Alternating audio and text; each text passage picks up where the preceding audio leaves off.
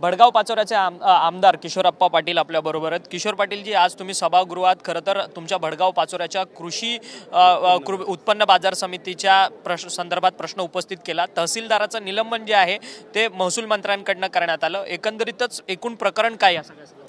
नाही, निश्चितपणे कृषी उत्पन्न बाजार समितीवर एक मागच्या काळामध्ये जेव्हा TMCचं बांधकाम करण्यात आलं, त्या TMCच्या बांधकामामध्ये 5 कोटी रुपयाचं कर्ज जळगाव पीपल बँकेच्या माध्यमातून बाजार समितीने 2008 मध्ये घेतलं। 2012 पर्यंत आपली सत्ता होती आणि 12 पर्यंत आपला एक हप्ता रेग्युलर होता। परंतु दुर्दैवाने 2012 नंतर चुकीचं सरकार, विरोधी पक्षाचं सरकार त्या ठिकाणी आलं आणि 2012 पासून तर 2020-21 पर्यंत एकही हप्ता त्या ठिकाणी भरला गेला नाही आणि म्हणून जळगाव पीपलचं कर्ज हे NPA झालं। आता NPA झालं इथपर्यंत बरोबर आहे, बँकेने कर्ज परतफेड मागितली पाहिजे हेही बरोबर आहे, बाजार समितीने ती कर्जफेड केली पाहिजे हेही वस्तुस्थिती आहे आणि म्हणून बँकेने ARC कंपनी जी वसुलीची कंपनी असते त्या कंपनीला त्यांनी ते प्रकरण दिलं। त्या कंपनीने ह्या प्रॉपर्टीचा लिलाव काढला। इथपर्यंत मला कुठलीही हरकत नाही, शेवटी बँकेचं कर्ज आहे ते फेडलंच पाहिजे। जर फिरत नसाल तर त्याचा प्रॉपर्टीचा लिलाव होतो, मग ती व्यक्तिगत असो का सार्वजनिक असो। असं असताना 65,000 स्क्वेअर फूट ती जागा की जिची आजची बाजार मूल्य 3,000 रुपये स्क्वेअर फूटने किमान 20 करोड रुपयाची बाजार मूल्य आहे। त्याचं रेडी रेकनरचे रेट 2020 मध्ये 9 कोटी रुपये होते।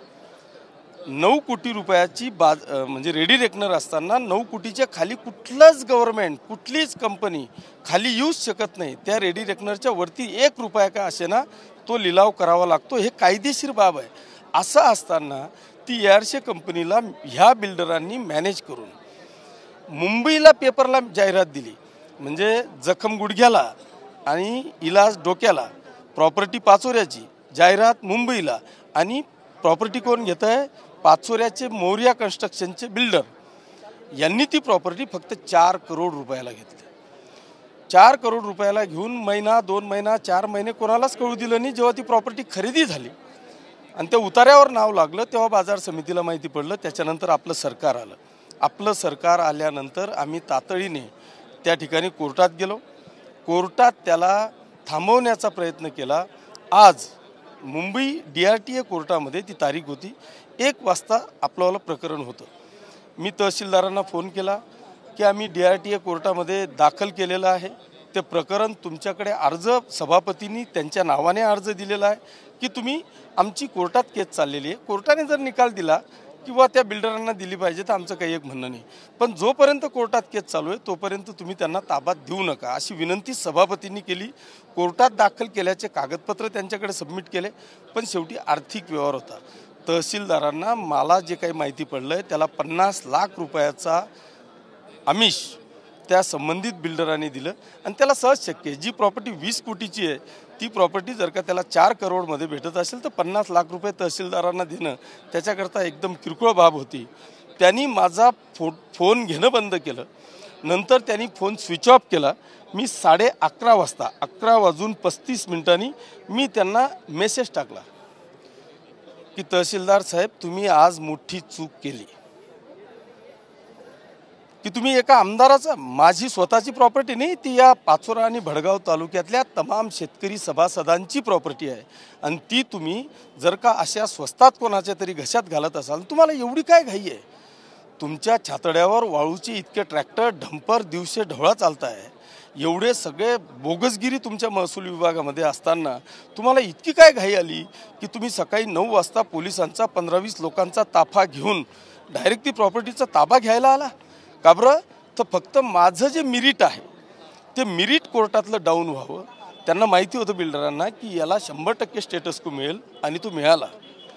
मला DRTA कोर्टाने, आज मुंबई DRTA कोर्टाने त्याच्यावर स्टेटस को दिला, तो मिळू नये याच्याकरता यांचा घाट होता की आज यांना ताबा द्यावा की जेणेकरून हा निकाल तिथल्या मुंबईच्या त्यांच्या वकिलाकडे द्यायचा आणि त्यांना कोर्टाला सांगायचं की ही प्रॉपर्टी आम्ही खरेदी केली आणि ही प्रॉपर्टी आमच्या ताब्यात मिळाली। हा एक जो काय त्यांचा डाव होता, तो डाव मी आज विधानसभेमध्ये हाणून पाडला। हा डाव माननीय मुख्यमंत्री महोदय, माननीय पणन मंत्री महोदय आणि माननीय महसूल मंत्री महोदयांच्या निदर्शनास आणून दिलं आणि तो आणून दिल्यानंतर त्यांच्याही लक्षात आलं की ह्या प्रकरणाचं गांभीर्य किती आहे आणि म्हणून तात्काळ महसूल मंत्री महोदयांनी तहसीलदारांना त्या ठिकाणी निलंबित केलं. खरं तर तुम्ही मौर्या कन्स्ट्रक्शनचं जे नाव घेताय त्याच्यामध्ये काही पॉलिटिकल अँगल्स आहेत का? कारण की ज्या पद्धतीने गेल्या काही महिन्यांपासून तुमच्या पाठी तुमचे पॉलिटिकल रायव्हल्टीज त्या संपूर्ण मतदारसंघात होताना पाहायला मिळतात. फॉर्जरी ह्या संपूर्ण ह्या केसमध्ये कुठेतरी मग पॉलिटिकल अँगल्स आहेत काय बिल्डरांच्या संदर्भात? 100% फॉर्जरी आहे, 100% पॉलिटिकल अँगल आहे, पण ते पॉलिटिकल रेकॉर्डवर नसल्यामुळे मी त्यांचं डायरेक्ट नाव घेऊ शकत नाही. कारण मौर्या कन्स्ट्रक्शनमध्ये कोणाचं अभय आहे तुम्हाला वाटतं? कोणत्या पक्षाचं अभय आहे? निश्चितपणे त्या ठिकाणी पॉलिटिकल अभय आहे, यात कुठल्याही प्रकारची शंका नाही. परंतु त्याच्यामध्ये जो मौर्या कन्स्ट्रक्शन सरकारचीच लोक सरकार ह्या सगळ्या फॉर्जरी प्रक्रियेला अभय देतात. निश्चितपणे 100% कोणीतरी, मग तो सत्ताधारीच असेल. जेव्हा एखादा सत्ताधारी आमदाराचा फोन गेलेला असताना एखादा तहसीलदार फोन रिसीव करत नाही, किंबहुना नंतर फोन स्विच ऑफ केला जातो, अशा वेळेस निश्चितपणे कोणतरी मोठा व्यक्ती त्या ठिकाणी पॉलिटिकल इंटरफेअर करतोय, तहसीलदारावर प्रेशर करतोय, किंवा तहसीलदाराला कोण आहे मोठा नेता, मोठा अधिकारी हा कोण आहे? कारण की तुम्ही ज्या पद्धतीने हे सगळं खुलासे करतायत, इन डिटेल्समध्ये तुम्ही कोर्टामध्ये गेलात, तुम्ही सभागृहात बोलतायत, आता अधिकाऱ्यांचं निलंबन होतंय, मग तो नेता कोण आहे? खरं तर त्या नेत्याच्या विरोधात तुम्ही आता बोलतायत सभागृहात, पण त्या नेत्याचं नाव नाही घेत तुम्ही. नाही, मी नेत्याचं नाव याच्यासाठी घेतलं नाही की सभागृहामध्ये नाव घेतलायचं असेल तर तुम्हाला पहिल्यांदा अध्यक्षांना पत्र द्यावं लागतं. कारण एखाद्या सभागृहाच्या बाहेर तरी आता माध्यमांशी बोलताना कोण नेता? माध्यमांशी बोलताना सुद्धा एखाद्या नेत्यावर बोलायचं तर जोपर्यंत प्रत्यक्ष पुरावे आपल्याजवळ येत नाही तोपर्यंत तुमच्या सहयोगी पक्षातला आहे का? सहयोगी पक्षातलाच ना, मग विरोधकाचं कोण ऐकणार आहे? सहयोगी पक्षातलाच पदाधिकारी आहे, सहयोगी पक्षातलाच कोणतरी मोठा नेता आहे, हे मला सांगताना निश्चितपणे योग्य. उत्तर महाराष्ट्रातला तो तुम्ही थेट भाजपवरती हा तुमचा घणाघात आरोप आहे असं म्हणायला गेलं तर, मग उत्तर महाराष्ट्रातला भाजपचा नेता निश्चित भाजपचाच कोणतरी उत्तर महाराष्ट्रातला नेता आहे. मी वेळ आल्यावर नक्की सांगेल.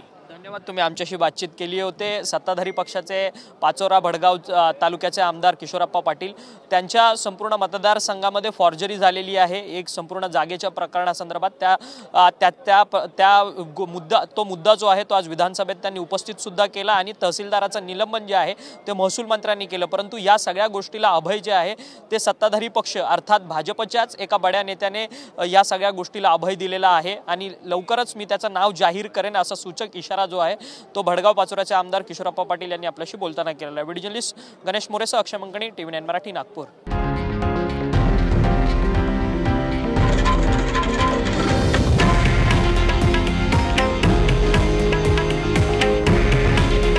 हे आहे देशातील नंबर 1 न्यूज नेटवर्क आणि आपण पाहत आहात TV9 मराठी.